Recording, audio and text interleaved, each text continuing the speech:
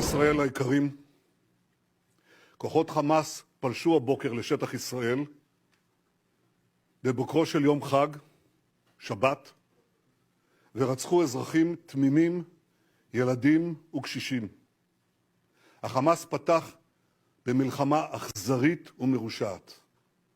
אנחנו ננצח במלחמה הזאת, אבל המחיר כבד מנשוא. זהו יום קשה ביותר לכולנו. חמאס רוצה לרצוח את כולנו.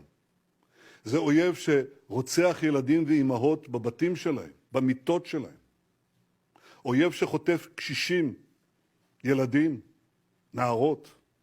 רוצחים שטובחים ושוחטים באזרחינו, בילדינו, שבסך הכל יצאו לבלות בחג. מה שקרה היום לא נראה בישראל, ואני אדאג שזה לא יקרה יותר. הממשלה כולה מתייצבת מאחורי ההחלטה הזאת. צה"ל יפעיל מיד את כל עוצמתו כדי להשמיד את יכולות חמאס. נכה בהם עד חורמה וננקום בעוצמה על היום השחור הזה שהם עוללו למדינת ישראל ולאזרחיה. כפי שאמר ביאליק, נקמת דם ילד קטן עוד לא ברא השטן. את כל המקומות שהחמאס נערך בהם, של עיר הרשע הזאת, כל המקומות שהחמאס מסתתר בהם, פועל מתוכם, נהפוך אותם לאיי חורבות. אני אומר לתושבי עזה, צאו משם עכשיו, כי אנחנו נפעל בכל מקום ובכל העוצמה. בשעה זו מתארים כוחות צה"ל את אחרוני היישובים ממחבלים. הם עוברים יישוב-יישוב, בית-בית, ומחזירים את השליטה לידינו.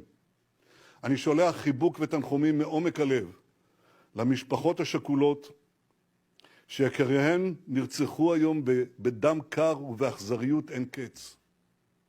כולנו מתפללים גם לשלום הפצועים ולכל מי שמוחזק כבני ערובה.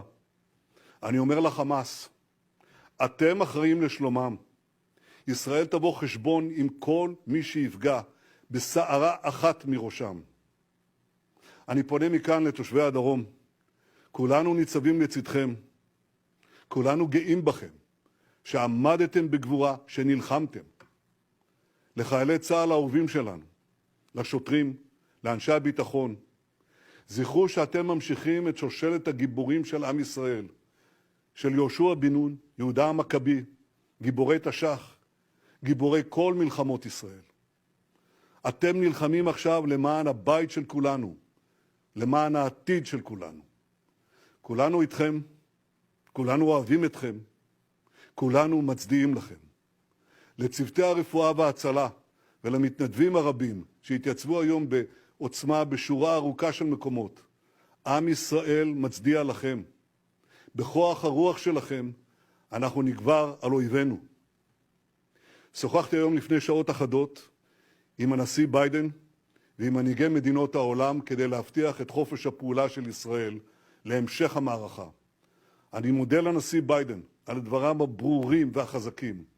אני מודה לנשיא צרפת, לראש ממשלת בריטניה ולמנהיגים רבים אחרים על תמיכתם הבלתי מסויגת בישראל. אני פונה עכשיו לכל אזרחי ישראל. אנחנו ניצבים יחד במערכה. המלחמה הזאת תיקח זמן. היא תהיה קשה. ימים מאתגרים עוד לפנינו. אבל אני יכול להבטיח דבר אחד. בעזרת השם, בעזרת הכוחות המשותפים של כולנו, בעזרת אמונתנו בנצח ישראל, אנחנו ננצח.